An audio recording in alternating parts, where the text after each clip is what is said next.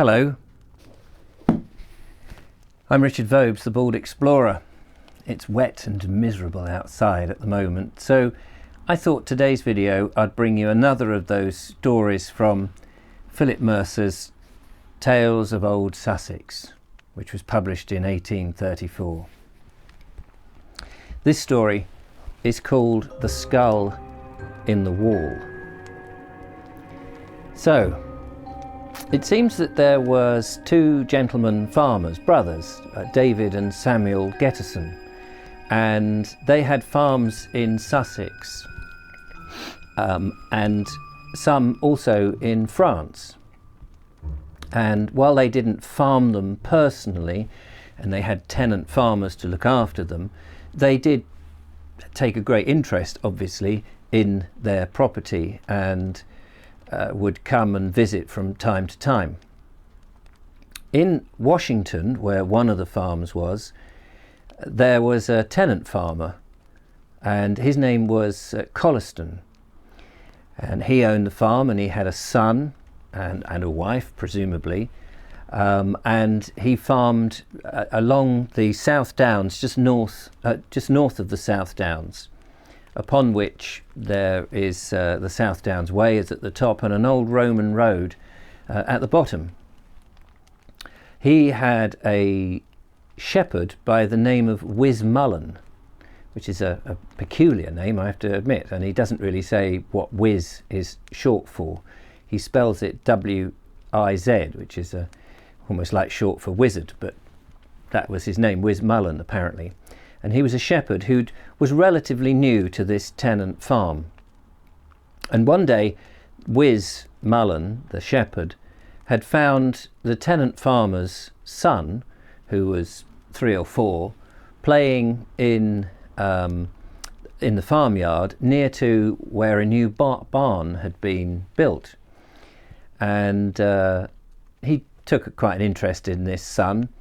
And he noticed that the ball that was being kicked about was of an unusual shape. And he went and had a look at this ball, and he picked it up. And he realized that this wasn't a ball at all, and it was in fact a man's skull. So he asked the boy, "Where did you get it?" And the boy quite happily took him to the barn and said he found it in the wall, in the flint and chalky render of the barn, that it had become loose and he had played with it. This the shepherd found fascinating and started to take more interest in this barn that had only been built in the last 5 years, and started to see other strange shaped objects which he realized were also human bones. At a cursory glance you'd think they were possibly animal bones, but having the skull kind of confirmed that these must have been human bones. Well, he went to the tenant farmer, Colliston, and said to him, "Look, I found your son kicking this in the ground, and he found it in the barn. What do you make of it?" And the tenant farmer said that's interesting, and had gone to the barn to have a look himself. And he said, "There is a rumour."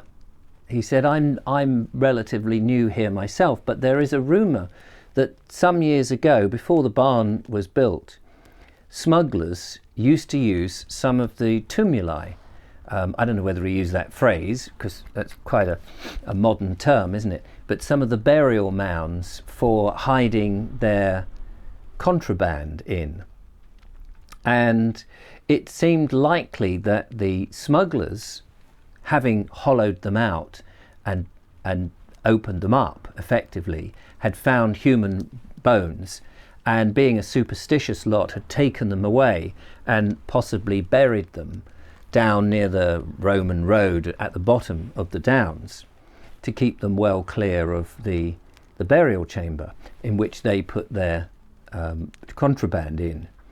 And the only way that people had known about this is that the preventative men, having got onto this idea, had actually discovered this hoard that the smugglers had, and had found various bits and bobs in it. And so this was the thought that this is how the skeleton effectively got into the wall of the barn. Well, that was all well and good and fascinating, until several weeks later, the tenant farmer, Colliston, had to go to market in Horsham, which is about 18 miles away, and it's the sort of market town of West Sussex. Of course, Sussex wasn't divided then. And this story takes place, I suppose I should say, in the mid 1700s. Like all of Mercer's stories are all before, obviously, 1834 when he wrote the book. And he was taking some animals to market and what have you, contracting business and what have you. And apparently at the Old King's Head Hotel, or inn as it was then, by the Horsham Town Hall, he had finished his business and was having a drink when he recognised another shepherd who had worked for the other brother of the gentleman brothers, and his name was Jack Flower. So he went up to him and said, "Hello, I'm Colliston. I have a farm here. I work for the Getterston brothers, David and Samuel." And the shepherd said, "Yes, I have heard about you," although they'd never actually met. And so they were reminiscing about farming and all that. And he said, "Oh, this is interesting because did you ever work on the farm that I'm in?" And the Jack Flowers, the retired shepherd, had said, "Yes, in my younger days I had worked there." And he said, "Oh, it's interesting because we found this skull," and he told him the whole story about how the bodies had, or this body had been moved from the burial mound, taken down to the Roman road, and then when the new barn was built, presumably had been part of the rubble and the chalk and the flint that had gone to make up this new barn. And the shepherd took an interest in this story and said, "Well, that's interesting, but did you not know about the murder of the peddler that took place when I was a boy?" And he said, what was that story?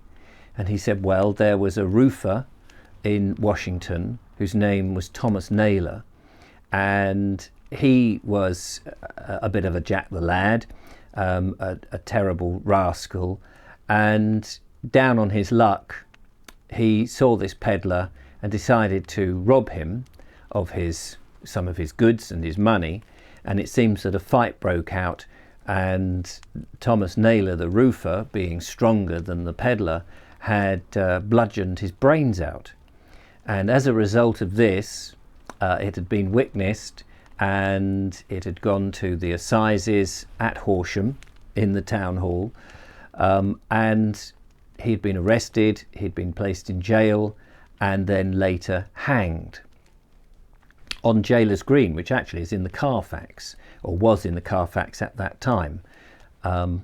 And quite a large crowd had come and witnessed this, and as was many times the custom, was to take the body to be tarred and hanged in chains after the event. So he'd been hanged and he was dead in Horsham, but the body tarred up, hung in chains on a gibbet near the Roman road where the crime had been committed.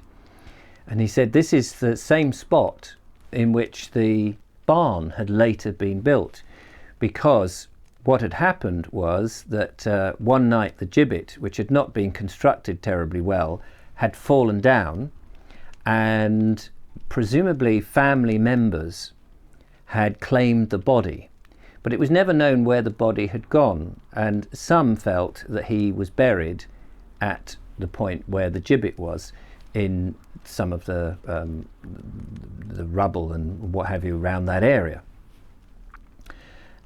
So they both sort of thought, well, that might account for when the barn was built. That's how this skeleton was managed somehow to get into the building and the fabric of the barn, along with the flints, because it would have all been local materials back then. And so they figured that it was most likely to be that.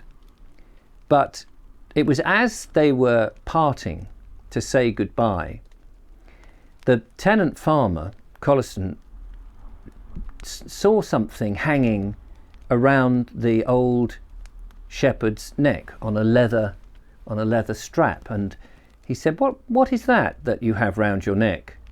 Is it a good luck charm?